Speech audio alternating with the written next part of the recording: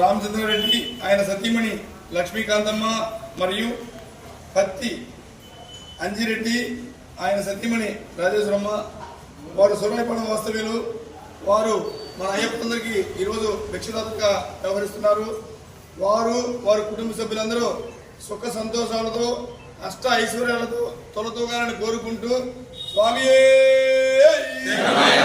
అన్నదాన ప్రభువే అయ్యప్ప దైవమే కర్పూర జ్యోతి ఓం శ్రీ స్వామి పర్లేదు ఉండించని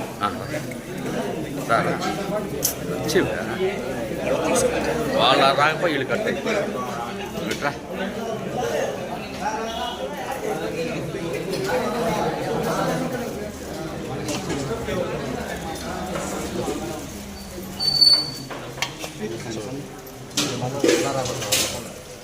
తిరుక్కు రావాలా